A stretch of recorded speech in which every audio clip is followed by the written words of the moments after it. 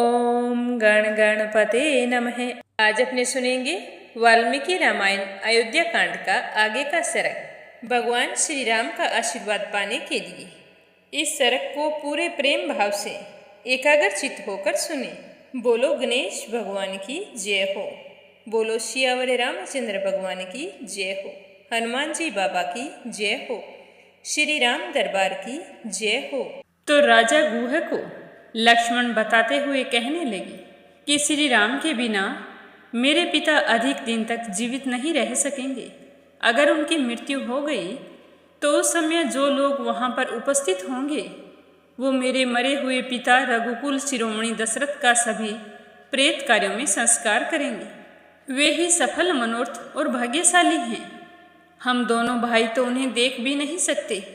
अग्नि देना और अन्य कोई कर्म करना तो दूर की बात है।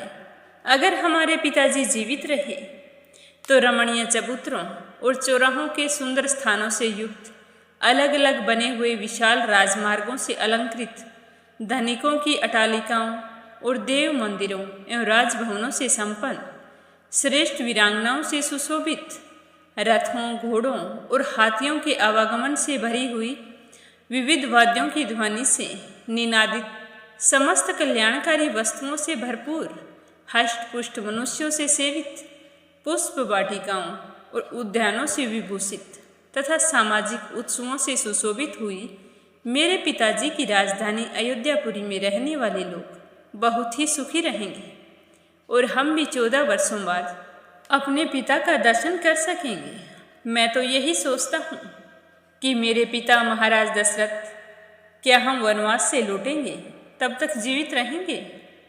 क्या वनवास से लौटकर उन उत्तम व्रतधारी महात्मा का दर्शन हम फिर से कर सकेंगे?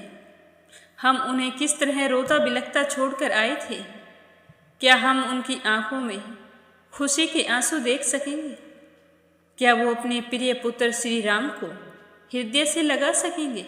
इस तरह कहते कहते लक्ष्मण की आंखों से आंसुओं की धारा बह चली और कहने लगे कि हे राजन, क्या वनवास की इस अवधि समाप्त होने पर हम लोग सत्य प्रतिज्ञ श्री राम के साथ कुशल पूर्वक अयोध्यापुरी में प्रवेश कर सकेंगे?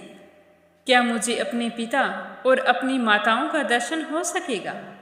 अगर मेरे पिताजी जीवित रहे तो श्री राम को फिर से राज्य पर अभिषिक्त किया जाएगा। वह कितना सुखद पल होगा। क्या उस पल के लिए मेरे पिताजी उस समय तक जीवित रहेंगे? तो इसी तरह की बातें करते हुए राजकुमार लक्ष्मण ने वह सारी रात जागते ही बिता दी। प्रजा के हित में संलग्न रहने वाले लक्ष्मण जब बड़े भाई के प्रति इतनी प्यार भरी बातें कर रहे थे, उस समय उसे सुनकर निषादराज गुह भी दुख से पीड़ित हो उठा और उसकी आंखों से भी झरझर करके आंसू बहने लगे। और जब रात बीत गई, प्रभात हुई, उस समय विशाल वक्ष वाले महायशस्वी श्री राम ने अपने छोटे भाई लक्ष्मण से कहा कि हे लक्ष्मण, रात्रि व्यतीत हो गई है और सूर्योदय का समय आ पहुंचा है। और वो देखो, कोयल कुहू कुहू बोल रही है। वन में अव्यक्त शब्द करने वाले मयूरों की केकावाणी भी सुनाई दे रही है। हे राजकुमार, अब हमें तीव्र गति से बहने वाली समुद्रगामिनी गंगा जी के पार चलना चाहिए। तो अपने बड़े भाई की बात सुनकर लक्ष्मण ने कहा कि जैसी आपकी आज्ञा भैया। और फिर गुह और सुमंत्र को बुलाकर गंगा पार उतरने की व्यवस्था करने के लिए कहा और स्वयं वे अपने भाई के सामने आकर खड़े हो गए। श्री रामचंद्र जी का वचन सुनकर उनका आदेश शिरोधार्य करके निषादराज गुह ने तुरंत अपने सचिवों को बुलाया और कहने लगे कि तुम घाट पर शीघ्र ही एक ऐसी नाव लेकर आओ जो मजबूत होने के साथ ही सुगमता पूर्वक खेने योग्य हो, उसमें डांड लगा हुआ हो, कर्णधार बैठा हो तथा वह नाव देखने में सुंदर भी हो।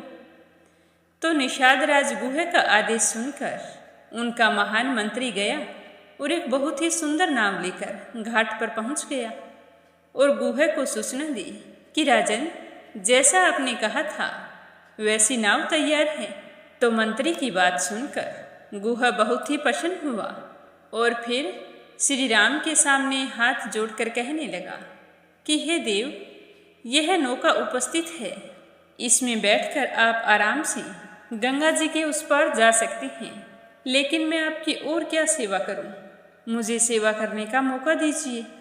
तो गुहा की बात सुनकर श्री राम कहने लगे कि हे सखे, तूने नाव मंगवाकर मेरा सारा मनोरथ पूर्ण कर दिया है।